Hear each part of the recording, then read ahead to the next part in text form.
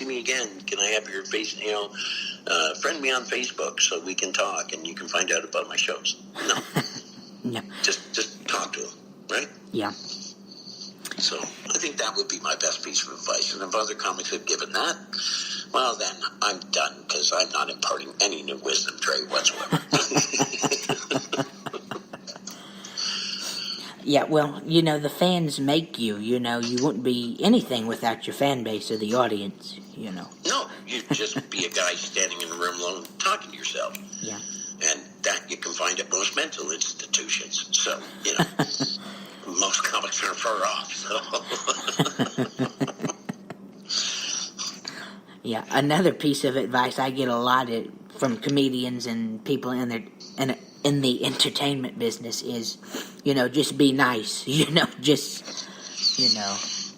be nice to the people, your fan base, the people you work with.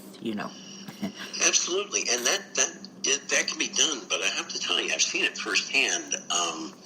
And that can be hard. That's very... Yeah, that's what I was going to say. You're absolutely right, because when I ran Yuck Yucks in the Falls, John Travolta was filming a movie in a nearby town, Niagara-on-the-Lake, which is about, 30 minutes from Niagara Falls. And this was at the point in his career, to say this, before Pulp Fiction, okay? So it was kind of that quiet time, if you will, that Travolta went through, and it was a movie called The Experts. And I don't know if it made theaters. It might have gone straight to VHS because that's how long ago it was. But he came to the show. And he was still, Vinnie Barbarino and Saturday Night Fever and all those things. And he had to get recognized. And he went up on stage and he said hi to everybody. And he came off the stage, he's coming towards me. And he just very calmly, politely said to me, "Where's the back door?" And I said, because I wasn't expecting that question. And I was watching over his shoulder as people were coming towards him. And people were not just walking up the aisles. They were climbing over tables, knocking chairs out as they pushed themselves away from their table to run and get his autograph. And as he started to move out of the room, people caught up with him, and he was signing autographs, and he was very nice to everybody. But this is the part, Trey, that really freaked me out. People would walk up, not asking for his autograph, and just touch him. They would just stick their hand out through a couple of people that were talking to him and just push him on the shoulder or touch his back or his upper arm. And I don't mean just like one person. I mean quite a few. And I'm watching this going, that is the weirdest friggin' thing I've ever, just, what, are you trying to see if he's real? You want to go home and tell your friends I touched John Travolta? But imagine that if everywhere you went, total strangers just started touching you. I mean, nowadays that could cause a lawsuit, but oh yeah, it's just like, yeah. And as we went out the back of the restaurant, and I got him out to his hotel, we went to go to the lobby doors, and there was a crowd of people who had heard he was staying there, and they were just jamming the lobby. So I actually told him, because I knew the building, I said, go around the back of the building. I'll go through the kitchen and get you in that way. And it was funny. You've seen those, saloon scenes where, there's a bunch of noise and the piano player's playing in the corner of the saloon. Yeah. And the bad guy walks in and everything stops, right? So I show him to the back of the building, and it's cold outside, so I don't want to leave him stand there too long. And I run out to the front. I come through the front doors, and there's hundreds of people in the lobby, and they're all talking. And as the front doors open, everybody stopped talking and looked in my direction. And it was this simultaneous realization where they looked and went, shit, he's nobody. And they went back to their conversation. And I walked through all the crowd and up the stairs and back through the kitchen and told the chef what was going on and opened the kitchen door and then walked John Travolta. And I started laughing to myself thinking, you people have no idea how close you were to meeting John Travolta. And he just said, thanks a lot, man. That was really nice of you. And he was very, very kind. And he just, but imagine, everywhere you go, people just sticking out their finger out of nowhere to poke you. It's got to be hard sometimes to be nice. Yeah. So if you meet a big star or an actor or something like that, and he seems to be or she seems to be a little bit off or acting like a bit of a dick, maybe they've been touched 100 times that day and they just don't want to be bothered anymore. Yeah. Yeah. Yeah, that's one thing that fascinates me, these big stars, they have to lose their cool at one point, because, well, being nice, eventually kind of takes its toll, I guess, and just had Sure, enough. man. I mean, wouldn't you? Oh, sure. Yeah, if I was a big star, I wouldn't like being touched or nothing. No. Well, I understand, too, reading your background, you live with autism. Oh, yeah. Mm-hmm. Now, obviously, you're excellent at communications, but I don't know what you feel like around a lot of people. In real life, well, in person, I talk to a few people, but I'm not good around crowds or anything. I'm not really of a... What do you mean in real life? Are you not real right now? I meant in person, I meant... Yeah, okay. I corrected myself after that. Yeah, I got you. That's right. You're good. Yeah, but I know what you're saying. I mean, with autism, it obviously, depending upon the level of it can affect your life so much greater. And, I mean, if you're constantly bombarded by that, it's not the same as someone who has autism or mental illness. But I'm sure it's got to affect you as a person when you get that constant attention. And which way it goes, I don't know. You get that constant attention, then you fall out of favor and you no longer get that attention. Or it just keeps moving up another level to the point where you just want to separate yourself from society because you can't get a moment's peace. Yeah. I don't know if most people understand that, but having seen it firsthand, I always kept that in mind. Although I would probably give just about anything to have that kind of recognition. And the paycheck that goes with it, but it's not about that. It's really quite an odd thing that people do when they see celebrity. Yeah, they get starstruck, they... Absolutely right. Yeah, and that's I've been starstruck myself. I have too. Yeah. Who was it for you that you kind of went wow and couldn't even talk? Well, a few people. Let's see. Well, a few. Shaquille O'Neal, that basketball player, that was. Oh yeah.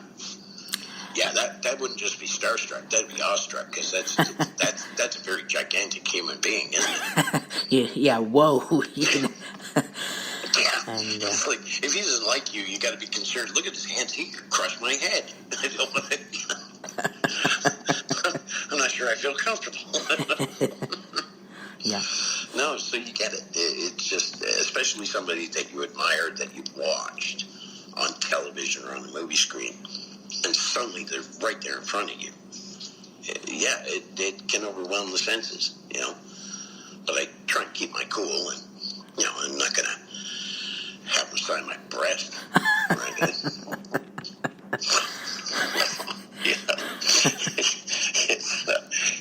I have asked, but for some reason they just deferred and said, no, do you have some paper?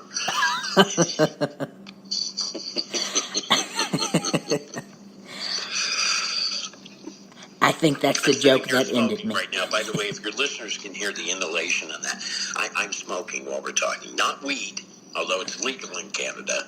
I'm just smoking a cigarette while we're talking, so I'm one of the few smokers left. But, yeah, although all my friends in the States think we're all freaking high now because it's legal.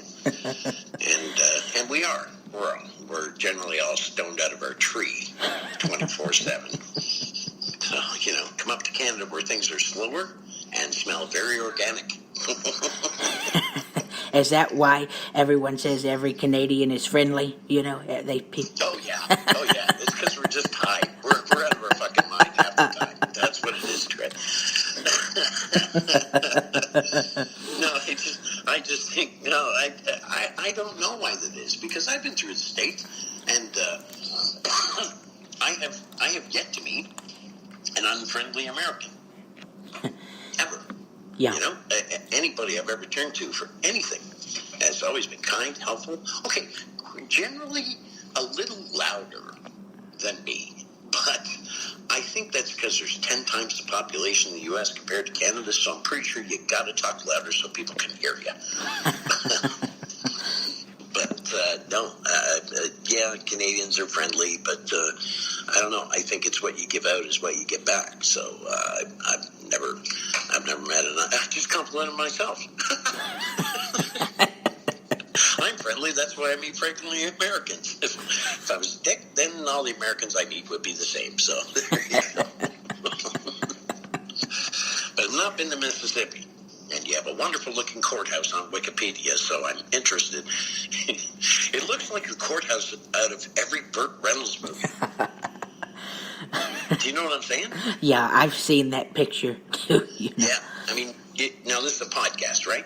Yeah. Mm-hmm. So you know what's happening right now, Trey, is people are minimizing the window that your podcast is coming through, and they're automatically going to Wikipedia to Google. I'm sorry, what's your town's name? Lucifer? Lucha-doodle? I'm sorry, it blanked. I blanked. Loosedale, Mississippi. There you go, Loosedale. Is it Loosedale or Loosedale? Loosedale. And it's not a big town, is it, Trey? Very small town, very in the woods, you know, very quiet, but I enjoy it.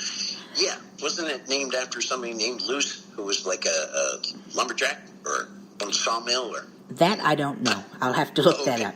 Well, come on. You know what, Trey? Minimize me and look up your own damn town. Buddy, you got to be...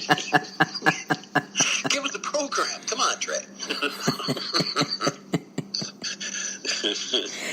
No, I think that's very cool that you're in that town. I'm up here in Niagara Falls in Canada, and we can sit and chat. I think that's just one of the awesome things of, you know, the development, because, I mean, I'm 57 when I used to, I mean, my phone attached to the wall. Mm-hmm.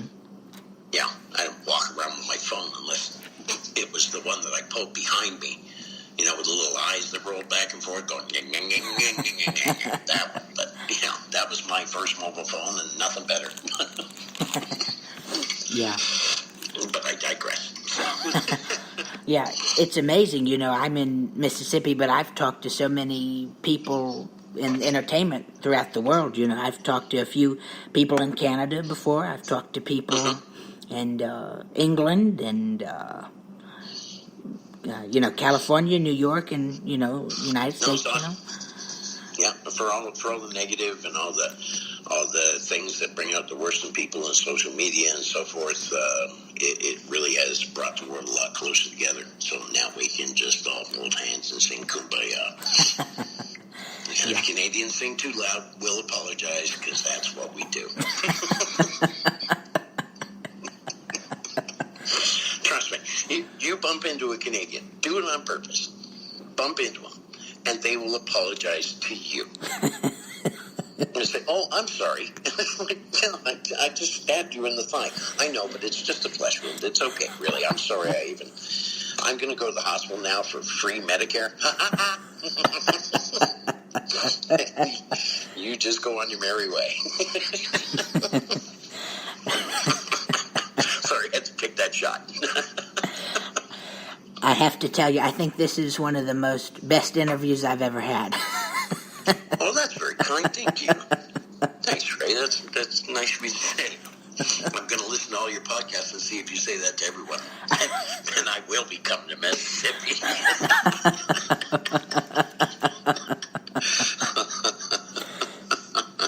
No, it's been a pleasure. Thank you. Thank you, Mark. It's been a pleasure talking to you. Yeah.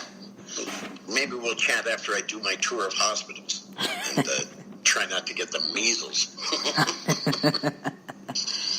Yeah. Do you just do comedy in Canada? Do you ever do shows in the U.S.? Or? Pardon me. Yeah. Sorry to cough, but yeah, it's spunky. When I first started out, I had wonderful experience in New York City. I played the Catch a Rising Star, which was actually my prize for winning the contest. Was to play a Catch a Rising Star. When I went on about midnight, and just two drunk guys from Brooklyn sitting in the room, and I had dressed all up because this was my big